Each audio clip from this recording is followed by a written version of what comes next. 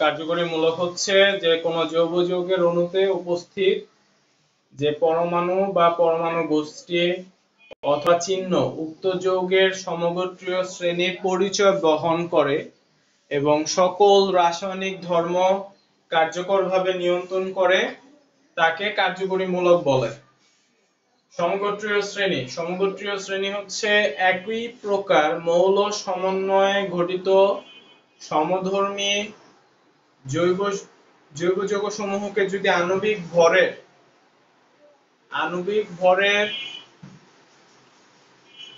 আণবিক ভরের ক্রমবর্ধমান সংখ্যা মানে অর্থাৎ অণুতে কার্বন পরমাণু বৃদ্ধিক্রমে সারিবদ্ধ করা হয়, যদি পাশাপাশি দুটি যৌগের মধ্যে মিথিলিন মূলকের পার্থক্য থাকে তাহলে ওইসব যৌগসমূহকেই সমগোত্রীয় শ্রেণী বলা হয়। আসলে ওইসব যৌগসমূহকেই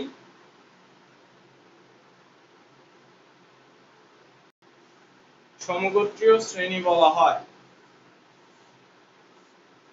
সমগোত্রীয় শ্রেণীর ধর্ম নিয়ন্ত্রণকারী এরূপ মূলককেই কার্যকরী মূলক বলে।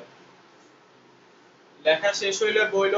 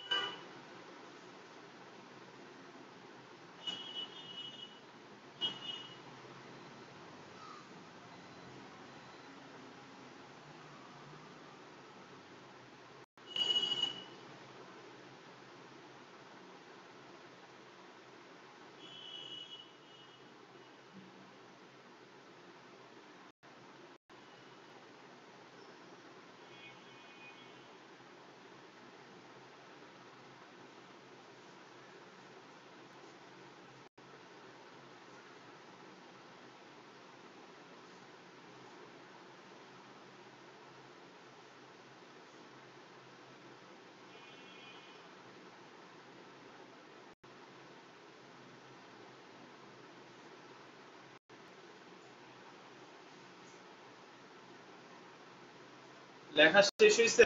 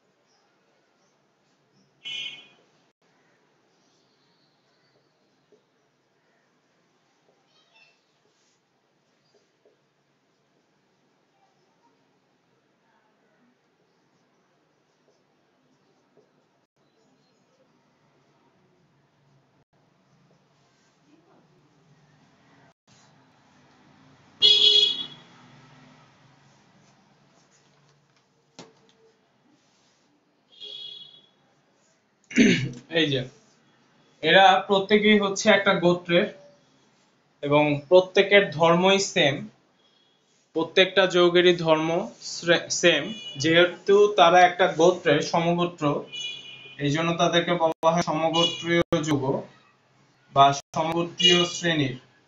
ওকে, তারা প্রত্যেকে হচ্ছে সেম গোত্রের প্রত্যেকটা সদস্য। এখানে তোমার জাস্ট খালি প্রত্যেকটা সদস্যের মধ্যে পার্থক্য আসবে একটা CH2 এ, প্রত্যেকটা সদস্যের মধ্যে একটা করে CH2 জাস্ট বাড়বে, একটা করে জাস্ট CH2 বাড়বে। আর তারা তাদের যে কার্যকরী মূলক সবারই সেম থাকবে এবং তাদের যে কার্যকরী মূলক দেখে আমরা চিনতে পারবো, আমরা কার্যকরী মূলক দেখে আমরা চিনতে পারবো যে তারা প্রত্যেকটা যৌগ একটা গোত্রের, একটা নির্দিষ্ট গোত্রের। এবং সেই গোত্র হচ্ছে কিসের, সেটা হচ্ছে অ্যালকোহল। এবং যেহেতু এখানে নামকরণের শেষে অল আসতেছে, অল উচ্চারণটা আসতেছে, তার মানে এটার সাথে কি হবে, এটাতে একটা কার্বন, তাহলে যেহেতু একটা কার্বন তার মানে মিথ, আর যেহেতু অল তার মানে এখান থেকে আসবে মিথানল, এখান থেকে নামকরণে আসবে মিথানল। এভাবে যেহেতু এটা দুইটা কার্বন ইথেন, তো আমরা জানি যে ইথ, তো নর উচ্চারণটা যেটা হয় তাহলে সেটা হচ্ছে ইথানল। এইভাবেই একটা করে CH2 মূলক বাড়বে আর নামকরণের চেঞ্জটা এভাবে আসবে, ethanol, methanol, ethanol, propanol, butanol. Okay, এই হচ্ছে যে আমরা এখন যদি যতগুলা লিখি, যত বড় যৌগই লিখি না কেন, যদি তার লাস্ট এখানে এই প্রান্তে যদি OH মূলকটা থাকে, তাহলে আমি বুঝবো যে এটা একটা অ্যালকোহল গোত্রের যৌগ। ওকে,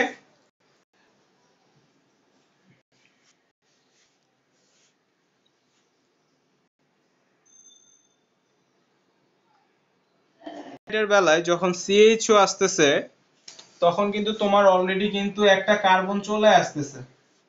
তাই অ্যালডিহাইডের বেলায় এর যে প্রথম সদস্য, অ্যালডিহাইডের ক্ষেত্রে এর যে প্রথম সদস্য হবে সেই সদস্যটা হবে, প্রথম যে সদস্যটা হবে, যেহেতু ওর মধ্যে একটা কার্বন চলেই আসতেছে, যেহেতু ওর মধ্যে একটা কার্বন চলে আসতেছে, সেহেতু এর যে প্রথম সদস্যটা হবে, আমরা একটু জেনে নিই প্রথম সদস্যটা, এটা একটু উপরে লিখলাম HCHO। এর যে প্রথম সদস্য এটা হবে এইটা HCHO। ওকে, প্রথম সদস্য হবে HCHO। তাহলে HCHO এটা একটু ব্যতিক্রম কেন, কারণ অলরেডি ওর মধ্যে একটা কার্বন আছে। যেহেতু অলরেডি ওর মধ্যে একটা কার্বন বিদ্যমান, তাহলে এর প্রথম যে সদস্যটা হবে, যেটাকে আমরা মিথ বলে জানি, তাহলে মিথ যোগ এটার নামের উচ্চারণে আসবে এল, এটার নামের উচ্চারণে আসবে এল, তাহলে মিথ যোগ এল, মিথানল। ঠিক আছে, মিথানল, মিথানলের উচ্চারণটা, এটা প্রথম সদস্যের নাম হবে মিথানল, এটা হবে তোমার কি মিথানল। আবার পূর্বের আগের কিছু নাম ছিল, এদের আবার প্রথম দিকের কিছু নামকরণ এমন ছিল যে মিথালডিহাইড, শেষের উচ্চারণটা যদি আসে তাহলে নামকরণে আসে মিথালডিহাইড। হ্যাঁ, পূর্বের আগের পুরানো, সেই ক্ষেত্রে এটার নাম হতো মিথালডিহাইড। আচ্ছা, তাহলে এবার দেখো এখানে সেকেন্ড সদস্যটা কি হবে, তাহলে সেকেন্ড সদস্য হবে ইথানল। ওকে, দেন থার্ড সদস্য জাস্ট CHO একটা করে যুক্ত করতেছি আমি, CHO একটা করে যুক্ত করব, আমি জাস্ট খালি CHO একটা করে যুক্ত করব। দেখো তাহলে এখানে একটা কার্বন, এখানে একটা কার্বন। ওকে, দুইটা কার্বন, তাহলে যেহেতু দুইটা কার্বন তাহলে এটা নামকরণে কি আসবে, ইথানল। যেহেতু এখানে তিনটা কার্বন, একটা করে জাস্ট CH2 বাড়বে, একটা করে জাস্ট CH2 বাড়বে, আর কিছুই না, একটা করে জাস্ট CH2 করে বাড়বে। যেহেতু একটা করে CH2 বাড়বে, তাহলে 3 নাম্বারটার নাম হবে প্রোপানল, 3 নাম্বারটার নাম হবে প্রোপানল। তাহলে 4 নাম্বারটার নাম হবে বিউটানল, 5 নাম্বারটার নাম হবে কি, 5 নাম্বারটার নাম হবে পেন্টানল। এই তো। তো প্রথম সদস্যটা একটু ব্যতিক্রম। কেন প্রথম সদস্যটা ব্যতিক্রম? কারণ প্রথম সদস্যের মধ্যে অলরেডি একটা কার্বন চলে আসছে। প্রথম সদস্যের মধ্যে অলরেডি একটা কার্বন চলে আসছে, যে কার্যকরী মূলকের মধ্যেই অলরেডি তার একটা কার্বন আছে। যেহেতু কার্যকরী মূলকের মধ্যে অলরেডি তার কার্বন আছে, তাই তার প্রথম সদস্য উইথাউট কার্বন, উইথাউট মিথিলিন মূলকের কার্বন ছাড়া হবে। দ্যাট মিন্স CHO টা জাস্ট খালি H এর সাথে যুক্ত হবে। আমরা লিখে ফেলি, এটা মুছে ফেলবো। সো প্রথমটার কতগুলো নাম? প্রথমটার অনেকগুলাই নাম হতে পারে, যেমন মিথানল, মিথালডিহাইড, ফর্মালডিহাইড, আবার ফরমালিন। ফরমালিনও বলতে পারবো, যেহেতু ফরমালিন আমরা জানি যে মিথানলের 40% জলীয় দ্রবণকে ফরমালিন বলা হয়। সো এগুলার নামকরণগুলো এক একটা এক এক রকম ছিল আর কি। এখন যেটা আমরা মানে এক্স্যাক্টলি যেটা বলবো, যেটা বলে আমরা চিনবো, সেটা হচ্ছে মিথানল।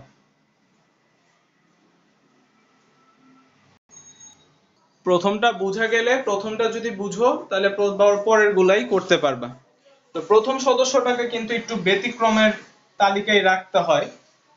ব্যতিক্রমের তালিকায় রাখতে হয় কারণ আমরা নরমালি যে সূত্রটা দেখি, যে সূত্রটার মধ্যে কার্বন আছে, বাট এটার মধ্যে কার্বনটা বসে না। যদি বসে তাহলে আমি তো আর প্রথম সদস্যটা পাবো না, এটা ব্যতিক্রমের তালিকায় আমরা রাখতে পারি। এই রিজন তো বুঝতেই পারতেছো, অলরেডি ওর একটা কার্বন আছে কার্যকরী মূলকের মধ্যে। কার্যকরী মূলক তো তোমরা বুঝতেই পারতেছো, যার জন্য আমি এটা মুছি নাই। এগুলো হচ্ছে কার্যকরী মূলক যাদের এই অ্যালকাইল গ্রুপের সঙ্গে, এগুলোতে অ্যালকাইল গ্রুপ, তাই না? এগুলোতে অ্যালকাইল গ্রুপ মেইনলি, এগুলো তো সবগুলো অ্যালকাইল গ্রুপ। আর মানে কিন্তু এই যেগুলা, আর মিনিং কিন্তু এগুলা, হ্যাঁ, এটা কিন্তু অ্যালকাইল গ্রুপ। সো অ্যালকাইল গ্রুপের সঙ্গে যখন এরকম কার্যকরী মূলকগুলো অ্যাটাচড হবে, এগুলো কিন্তু প্রত্যেকটার সাথে কিন্তু অ্যালকাইল গ্রুপ আর যুক্ত। এই যে এখানে কিন্তু আমি আর দিতে পারি, এখানে যদি আমি দিছি, এখানে কিন্তু প্রত্যেকটা আমি আর দিতে পারি, বুঝছো? এখানে কিন্তু আমি আর এর মিনিং কিন্তু আমরা বলছিলাম, আর এর মিনিং কি? আর এর মিনিং কিন্তু হচ্ছে যে অ্যালকাইল গ্রুপ। আর এর আবার স্পেসিফিক সংকেত কি? CnH2n+1, তাই না?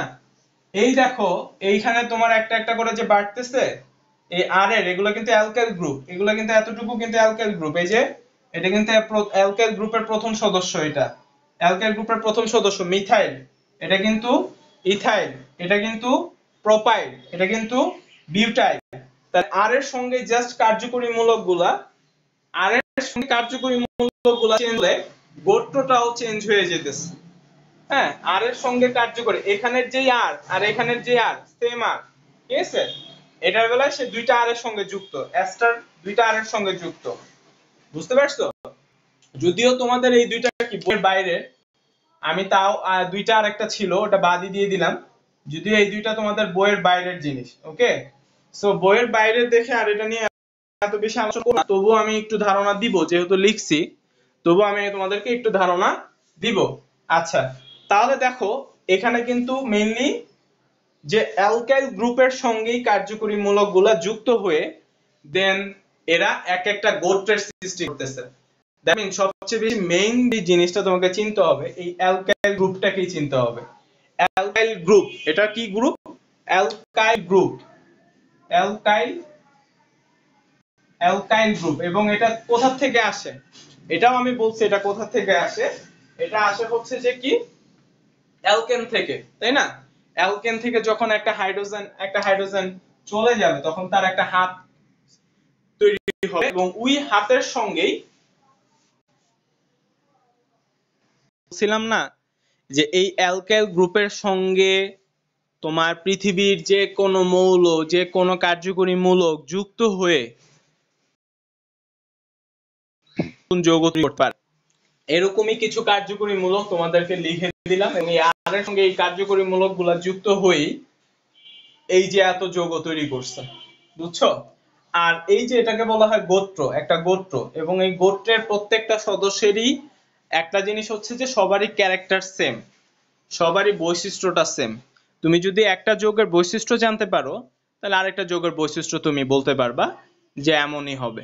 হ্যাঁ, ওকে, তাহলে আমাদের জৈব অ্যাসিড গেল, তাহলে এটার নাম দুইটা carbon, ethanoic acid, propanoic acid, butanoic acid, pentanoic acid, তাই না? তাহলে নামকরণগুলো আমরা লিখে ফেলি। অয়িক আসবে নামকরণে, এটার বেলায় অয়িক আসবে। তাহলে মিথানোয়িক, ইথানোয়িক, প্রোপানোয়িক, এই তো আমাদের এই যৌগগুলা চিনতে হবে, কারণ আমরা যে আমরা আজকে একটা বিক্রিয়া দেখব, এবং ওই বিক্রিয়ার মধ্যে এই যৌগগুলা যখন আসবে, তখন যদি তুমি না বুঝো, না চিনো, তাহলে তুমি বিক্রিয়া কিছুই বুঝবা না। ওকে, আচ্ছা, তোমাদের তাহলে এই দুইটা যৌগ সম্বন্ধে একটু ধারণা দেই, এই দুইটা কার্যকরী মূলক সম্বন্ধে। আরসিও, আরসিও মানে হচ্ছে যে কিটোন, আরসিও মানে হচ্ছে কি কিটোন। তো কিটোন আর অ্যালডিহাইড প্রায় কাছাকাছি জিনিসই, কিটোন আর অ্যালডিহাইড তোমার কাছাকাছি জিনিসই। এবং কিটোনের এমন হয়, কিটোনের আবার যে যৌগগুলা হয়, এই অ্যালকাইল হ্যালাইডও একটা তুমি গোত্রের মধ্যে আলাদাভাবে রাখতে পারবা, একটা আলাদা গোত্র তৈরি করতে পারবা। হ্যাঁ, যদিও এটাকে স্পেসিফিকলি একটা গোত্র বলে না, তাই ওইটাকে গোত্র সমগোত্রীয় শ্রেণীর মধ্যে আমি লিখি নাই, বাট আমরা বলার জন্য বলবো বা বোঝার জন্য বুঝবো আর কি, যে এই যে অ্যালকাইল হ্যালাইড আরএক্স, এই অ্যালকাইল হ্যালাইডকেও আমরা একটা গোত্র হিসেবে চিন্তা রাখতে পারি। যে সেটা কি এরকম, আর এর সঙ্গে মানে অ্যালকাইলের সঙ্গে যখন হ্যালোজেন মৌলগুলো আসবে, অ্যালকাইলের সঙ্গে যখন হ্যালোজেন এই মৌলগুলো আসবে, বিশেষ করে ফ্লোরিন বাদেই আসে, ফ্লোরিন হয় না, ফ্লোরিন যুক্ত হতে পারে না, ফ্লোরিন আর ক্লোরিনও যুক্ত হতে পারে না, সবচেয়ে বেশি হতে পারে ব্রোমিন আর আয়োডিন। সবচেয়ে বেশি যুক্ত হয় অ্যালকাইল গ্রুপের সঙ্গে ব্রোমিন আর আয়োডিন। সো ফ্লোরিন বাদই দিয়ে দিলাম, তাহলে ক্লোরিনকেও রাখলাম, ক্লোরিনও দেখবো আমরা, আমাদের বইয়ের মধ্যে আছে। সো আমরা ক্লোরিনকে রাখলাম। তবে অ্যালকাইল গ্রুপের সঙ্গে মানে সহজে যুক্ত হতে পারে ব্রোমিন আর আয়োডিন, অ্যালকাইল গ্রুপের সঙ্গে সহজে যুক্ত হতে পারে ব্রোমিন আর আয়োডিন। কেন, যদি জিজ্ঞেস করো কেন এরকম, আচ্ছা শর্ট করে এটার আনসার দিয়ে দিই। কারণ ব্রোমিন আর আয়োডিনের আকার অনেক বড়, তাই সে সহজে বিচ্ছিন্ন হতে পারে। ওকে, ব্রোমিন আর আয়োডিনের আকার অনেক বড়, পারমাণবিক আকার অনেক বড় হওয়ায় তাই সহজে সে বিচ্ছিন্ন হতে পারে আর কি। ব্যাপারটাই, রিজনটাই এটা, শর্ট করে বলে দিলাম। আচ্ছা, তো ফ্লোরিন তো যুক্ত হবেই না আর এর সঙ্গে, অ্যালকাইল গ্রুপের সঙ্গে তুমি কখনোই ফ্লোরিন দেখবা না।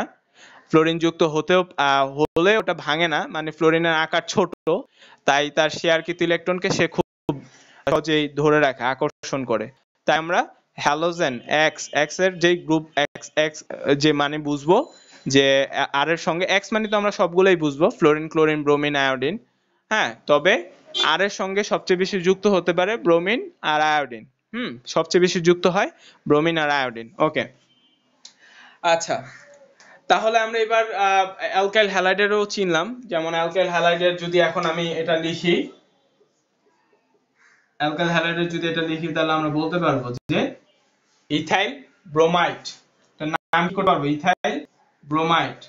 যদি আমি আয়োডিন লিখি, তাহলে ইথাইল আয়োডাইড। যদি আমি এটাকে বাড়াই, তাহলে জাস্ট খালি এখন নামকরণের এই ইয়াটাই বাড়বে। ওকে, নামকরণে জাস্ট এটাই চেঞ্জ হবে। হ্যাঁ, তাহলে ইথাইল ব্রোমাইড, ইথাইল ব্রোমাইড, এটার নাম ইথাইল ব্রোমাইড, এটা হবে ইথাইল আয়োডাইড।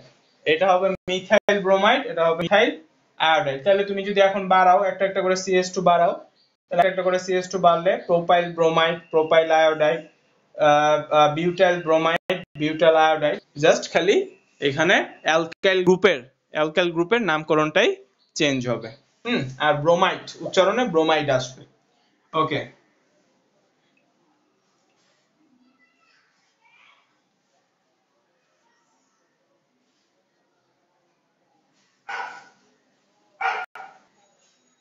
তাহলে দেখো আমরা আজকে খুবই ইম্পর্টেন্ট একটা বিক্রিয়া শিখব, এবং যে বিক্রিয়াটার নাম হচ্ছে ডিকার্বক্সিলেশন বিক্রিয়া। ডিকার্বক্সিলেশন বিক্রিয়া বা আমরা অ্যালকেনের প্রস্তুতি আর কি। আমরা এখন শিখবো হচ্ছে অ্যালকেনের প্রস্তুতি।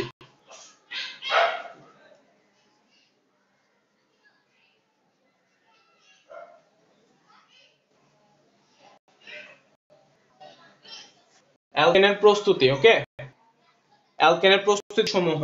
অ্যালকেনের প্রস্তুতির সবচেয়ে ইম্পর্টেন্ট রিঅ্যাকশন হচ্ছে, যে রিঅ্যাকশনটা সবচেয়ে বেশি ইম্পর্টেন্ট এবং তোমাদের এসএসসি আসবেই 100% শিওর, তোমাদের এসএসসি তে আসবে, যেটা আমি 100% শিওর, সেটা হচ্ছে নাম হচ্ছে ডিকার্বক্সিলেশন বিক্রিয়া। যেটা হচ্ছে ডিকার্বক্সিলেশন বিক্রিয়া, ডি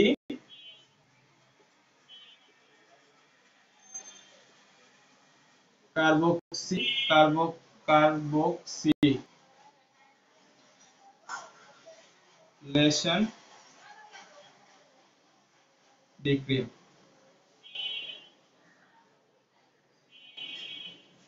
ডিকার্বক্সিলেশন বিক্রিয়া। ওকে, তাহলে দেখো ডিকার্বক্সিলেশন বিক্রিয়াটা কি। ডিকার্বক্সিলেশন বিক্রিয়াটা হচ্ছে যে ফ্যাটি অ্যাসিড বা জৈব অ্যাসিডের সোডিয়াম লবণকে সোডা লাইম সহযোগে উত্তপ্ত করলে অ্যালকেন উৎপন্ন হয়, মানে কার্বন ডাই অক্সাইড অপসারিত হয়। সহজ কথা, কার্বক্সি তেজনও বলে এটাকে। আবার এটা আবার আরেকটি নাম হচ্ছে কার্বক্সি। হ্যাঁ, কার্বক্সি তেজন।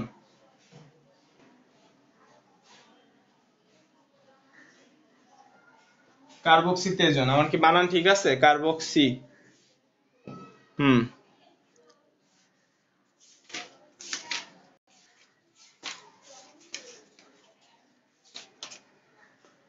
আচ্ছা, তাহলে দেখো ফার্স্ট অফ অল তোমাকে একটা জিনিস জানতে হবে যে সোডা লাইমটা কি।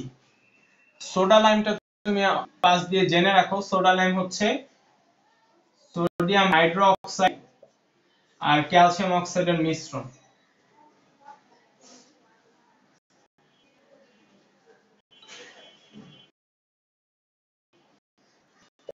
এটাই সোডা লাইম।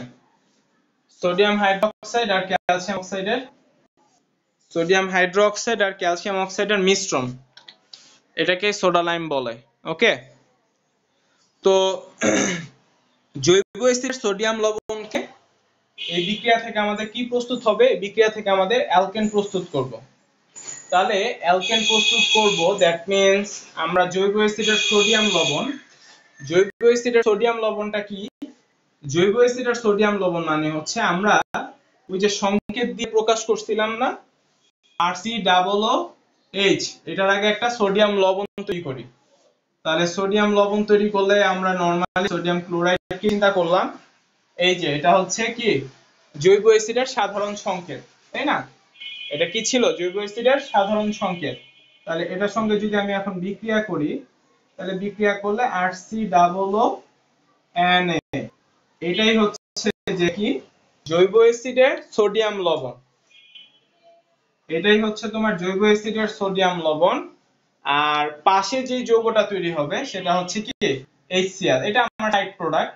জৈব যৌগের বেলায় মেইন হচ্ছে যে তোমার মেইন যৌগগুলাই, মানে আমি প্রায়োরিটি দিব আর কি। মেইন যে যৌগগুলো এগুলো আমার প্রায়োরিটি পাবে, আর যে সাইড প্রোডাক্টগুলো আমার এত প্রায়োরিটি পাবে না, এত আমার না লিখলেও সমস্যা হবে না। ওকে, তো এটাই হচ্ছে আমার জৈব অ্যাসিডের সোডিয়াম লবণ। জৈব অ্যাসিডের সোডিয়াম লবণ। তাহলে জৈব অ্যাসিডের সোডিয়াম লবণকে আমি এখন যদি এটাকে আমি সাধারণ সংকেতের মাধ্যমে লিখতেছি আগে। হ্যাঁ, তো জৈব অ্যাসিডের সোডিয়াম লবণকে যদি আমি ওই যে সোডা লাইমের মিশ্রণের মধ্যে দেই, সোডা লাইমের যে মিশ্রণ, মনে করো ওই মিশ্রণের মধ্যে দিলাম, তাহলে আমি এখান থেকে অ্যালকেন পাবো। আমি মেইনলি অ্যালকেন প্রস্তুত করতেছি, বুঝছো? অ্যালকেন প্রস্তুত শিখতেছি। তাহলে জৈব অ্যাসিডের সোডিয়াম লবণের সঙ্গে আমি যদি এখন সোডা লাইম দেই, এই যে সোডা লাইম দিলাম, তো মজার ব্যাপার হচ্ছে সোডা লাইম দিলে সোডা লাইমের ক্যালসিয়াম অক্সাইডটা প্রভাবক হিসেবে কাজ করে।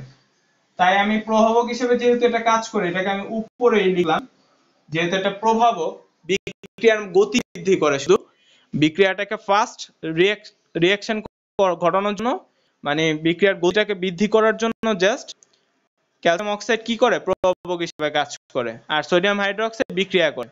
ওকে, তাহলে এবার দেখো, খেয়াল করো, তুমি বুঝতে পারছো যে এখান থেকে কি উৎপন্ন হবে? এখান থেকে তোমার অ্যালকেন প্রস্তুত হবে, তাই না? এখান থেকে তোমার কি প্রস্তুত হবে? অ্যালকেন প্রস্তুত হবে। তাহলে অ্যালকেন মানে কি? তুমি কি জানো অ্যালকেন মানে? অ্যালকেন মানে তুমি একটু আরেকটু জেনে আসো অ্যালকেন মানেটা কি। অ্যালকেন মানে হচ্ছে, তুমি খেয়াল করছো, অ্যালকাইল গ্রুপ যেটা, আর এর মিনিং কি জানো? আর এর মিনিং তুমি কি জানো? CnH2n+1, তাই না? আর অ্যালকেন যেটা আমরা জানি যে অ্যালকেন হচ্ছে CnH2n+2। দ্যাট মিন্স, দেখো, একটা আর এর মধ্যে একটা হাইড্রোজেন কম, তাই না? আর এর মধ্যে একটা হাইড্রোজেন কম, তাহলে আর এর মধ্যে যদি একটা হাইড্রোজেন যুক্ত হয়, তাহলে সেটা আবার কি হয়ে যায়? আর এর মধ্যে যদি আবার আরেকটা হাইড্রোজেন যুক্ত হয়, তাহলে সেটা আবার অ্যালকেন হয়ে যায়। যেহেতু অ্যালকেন থেকে একটা হাইড্রোজেন চলে গেলে সেটা অ্যালকাইল হয়। আবার রিভার্স কথা যদি বলো, যে অ্যালকাইল গ্রুপের সঙ্গে একটা হাইড্রোজেন যুক্ত হলে সেটা অ্যালকেন হয়, তার মানে ওর মধ্যে একটা হাইড্রোজেনের মিসিং, একটা হাইড্রোজেন কমতি আছে। তার মানে আমি যদি আর এর সঙ্গে একটা এইচ যুক্ত হয়, হাইড্রোজেন যুক্ত হয়, তাহলে আমি কি বলতে পারবো? হাইড্রোজেন যুক্ত হইলে আমি কি বলতে পারবো? আমি বলতে পারবো না যে কি এটা একটা অ্যালকেন তৈরি করলো, অ্যালকেন হলো। তার মানে আমার এখান থেকে সেই ঘটনাটাই ঘটবে। সে দেখো, আমি খুব ইজি করে দিচ্ছি। এখান থেকে সেই ঘটনাটাই ঘটবে যে এখানে হাইড্রোজেন যেটা দেখতেছো, এই হাইড্রোজেন এই আর এর সঙ্গে যা যুক্ত হবে, এই হাইড্রোজেন জাস্ট এই আর এর সঙ্গে যা যুক্ত হবে, এদের কানেকশনটা হবে জাস্ট এই আর এর সঙ্গে এই হাইড্রোজেন যা যুক্ত হবে, বুঝছো? এটা আর এটা যুক্ত হবে, এই হাইড্রোজেনটা এই আর এর সঙ্গে যা যুক্ত হবে। তাহলে দেখো, তুমি নরমালি আগে এটা দেখো। আর ক্যালসিয়াম অক্সাইড কিন্তু প্রভাবক, এখানে এটা প্রভাবক, ঠিক আছে? এটা শুধু বিক্রিয়ার গতিকে বৃদ্ধি করে, বিক্রিয়াটা উপস্থিত থেকে বিক্রিয়ার গতিকে বৃদ্ধি করে। তাহলে দেখো, সহজ করে দিতেছি, তোমার এত মাথা ব্যথা কোনো প্রয়োজন নাই, কোনো হেডেকের প্রয়োজন নাই, কোনো পেন নেওয়ার প্রয়োজন নাই। জাস্ট খালি কি করলা, এই যে বিক্রিয়াটা, জৈব অ্যাসিডের সোডিয়াম লবণ, এটাকে বলা হয় জৈব অ্যাসিডের সোডিয়াম লবণ। তো জৈব অ্যাসিডের সোডিয়াম লবণের সঙ্গে তুমি হাইড্রোজেন যুক্ত করলা। তাহলে যুক্ত করে এখানে এই যে যুক্ত করে প্রস্তুত করলাম, যুক্ত করে এই যে এখানে RH প্রস্তুত হবে। এটাই তোমার মেইন প্রোডাক্ট। আমি একটু আগে কি বলছিলাম, যে অ্যালকাইল গ্রুপের সঙ্গে একটা হাইড্রোজেন যুক্ত হলেই, যেহেতু এখানে অ্যালকাইল গ্রুপের সঙ্গে একটা হাইড্রোজেনের কমতি আছে, তাই না? অ্যালকাইল গ্রুপের সঙ্গে একটা হাইড্রোজেনের কমতি আছে, হ্যাঁ। অ্যালকেন হতে হলে একটা হাইড্রোজেনের কমতি আছে, তার মানে একটা হাইড্রোজেন যুক্ত হলে সেটা কি তৈরি করে ফেলবে? সেটা তৈরি করবে হচ্ছে অ্যালকেন। এই দেখো, জৈব অ্যাসিডের সোডিয়াম লবণের সঙ্গে একটা হাইড্রোজেন যুক্ত হলো এবং একটা যুক্ত হয়ে যে অ্যালকেন প্রস্তুত করে ফেললো। ক্লিয়ার? বুঝছে? ওকে, দেন পার্শ্ববর্তী যৌগগুলো এবার সাইড প্রোডাক্টটা কি তৈরি করবে? সাইড প্রোডাক্টটা তৈরি করবে, এখানে দেখো যা যা আছে তুমি তাই লিখবা। এখানে একটা সোডিয়াম আছে, এখানে একটা সোডিয়াম আছে, দুইটা। এখানে দেখো কার্বন ডাই অক্সাইড, যেটা সি বলো, কার্বন ডাই অক্সাইড যদি বলি, কার্বন প্লাস দুইটা অক্সিজেন, আর এখানে একটা অক্সিজেন, তিনটা অক্সিজেন, একটা দুইটা সোডিয়াম, তিনটা অক্সিজেন, কার্বন। তাহলে সাইড প্রোডাক্ট হবে সোডিয়াম, এবং এটা সবসময় তাই তৈরি করবে। আর যে ক্যালসিয়াম অক্সাইডটা, সেটা এই দ্রবণের মধ্যেই থেকে যাবে, যে ক্যালসিয়াম অক্সাইডটা সেটা এই দ্রবণের মধ্যেই থেকে যাবে, হ্যাঁ। কারণ ক্যালসিয়াম অক্সাইড এটা কি? প্রভাবক। ক্যালসিয়াম অক্সাইডটা কি? প্রভাবক। সো ক্যালসিয়াম অক্সাইড এই দ্রবণের মধ্যেই থেকে যাবে। তাহলে আমি যদি এখন বিক্রিয়া করি, তাহলে বিক্রিয়া করলে আমি এটা তো সাধারণ সংকেত দিয়ে বুঝাইছি, এখন তোমার পরীক্ষার প্রশ্ন হবে কিরকম? পরীক্ষার প্রশ্ন হবে দেখি যে ইথানোয়িক অ্যাসিড